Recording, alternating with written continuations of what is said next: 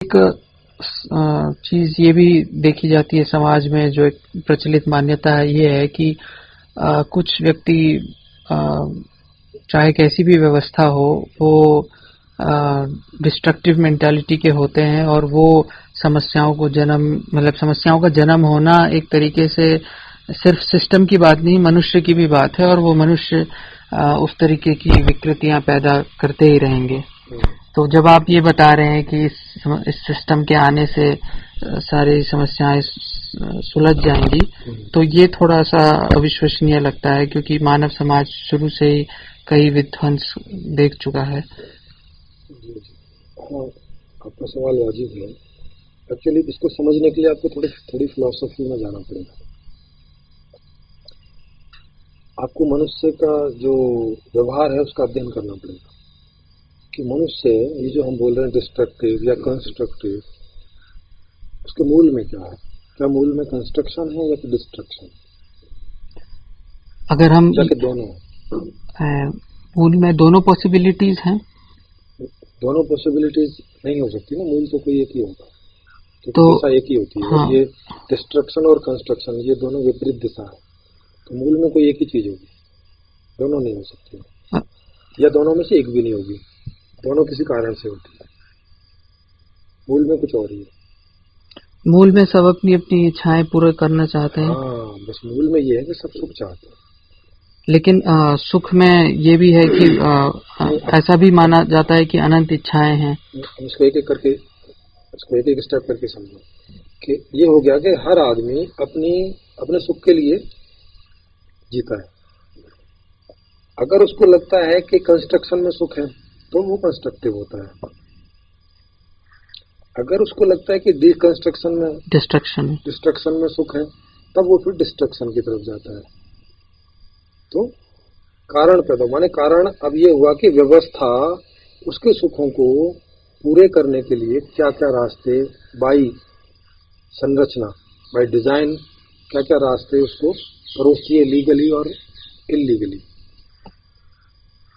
Legally तो कोई व्यवस्था नहीं चाहेगी डिस्ट्रक्शन, तो वो लीगली कंस्ट्रक्शन के देगी। लेकिन अगर कंस्ट्रक्टिवली सभी लोगों की इच्छाएं पूरी नहीं हो रही हैं, तो फिर लोग इलीगल जाने की कोशिश करेंगे, जिसको हम डिस्ट्रक्टिव बोलते हैं।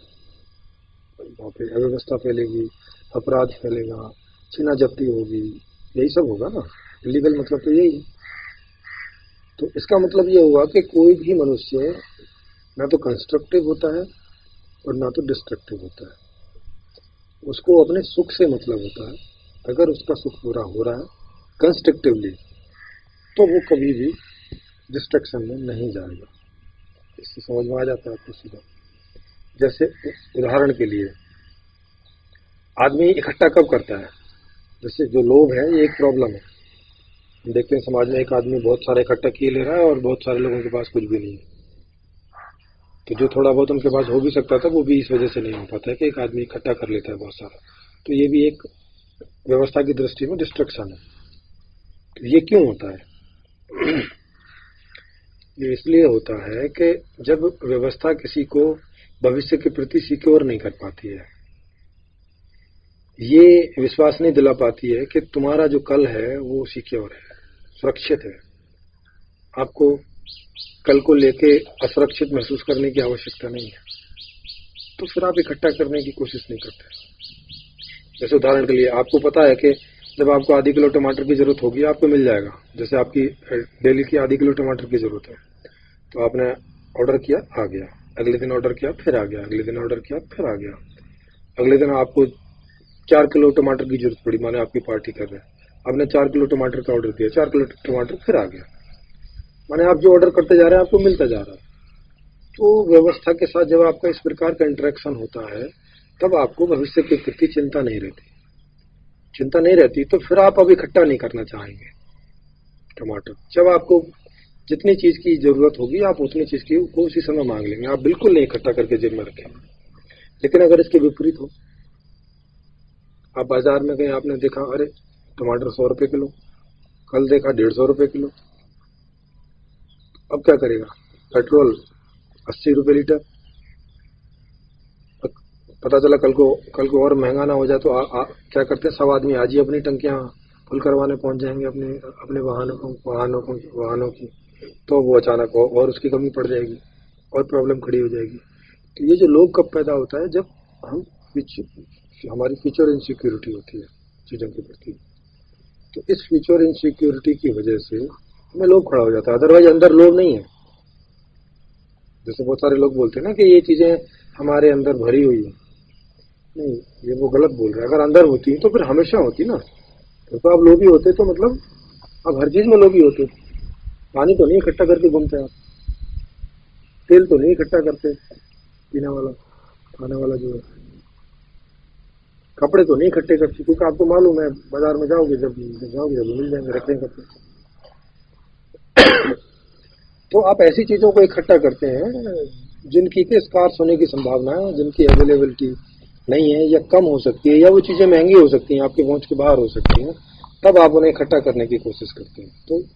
तो कब होता है ये अव्यवस्था में या गलत व्यवस्था है, जिस कारण से लोभ पैदा होता है। उसी प्रकार जिस कारण से ईर्ष्या पैदा होती है, जिस कारण से द्वेष पैदा होता है, जिस कारण से क्रोध पैदा होता है, जिस कारण से सारे अपराध जन्म लेते हैं, जिस कारण से सारे वैमनस्य होते हैं, जिस कारण से सारी ठगियाँ होती हैं, जिस कारण से हम सब के संबंध आपस में खराब होते हैं, जिस कारण हमारे बीच में जो एक विश्वास होना चाहिए वो नहीं हो पाता, अविश्वास की स्थिति हो जाती है, हम एक दूसरे को मारने पहुंच जाते हैं।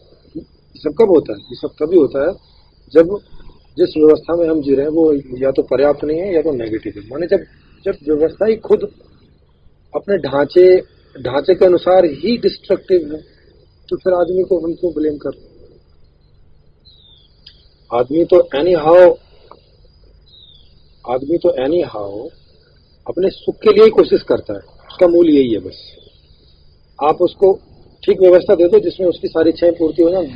जैसी व्यवस्था मैंने लिखी है, आपको अब तक चर्चा की है, उसमें सबकी जो इच्छाएं हैं वो सबकी पूरी हो जाएंगी, तो कोई नहीं कुछ भी कोई डिस्ट्रक्टिव होगा, सब कंस्ट्रक्टिव ही रहेंगे।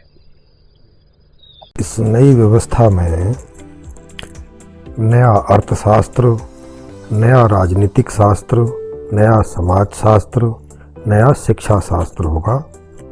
नया अर्थशास्त्र में नई मांग नीति, नई उत्पादन नीति, नई आपूर्ति नीति होगी।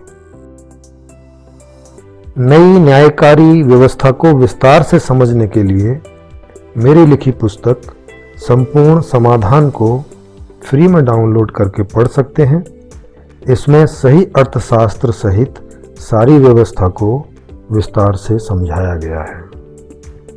इसका लिंक नीचे डिस्क्रिप्शन में आपको मिल जाएगा। इसे शेयर करें, सब्सक्राइब करें और घंटी को भी क्लिक करें ताकि आने वाले वीडियोज का आपको नोटिफिकेशन मिलता रहे। इस वीडियो को देखने के लिए आपका हार्दिक धन्यवाद।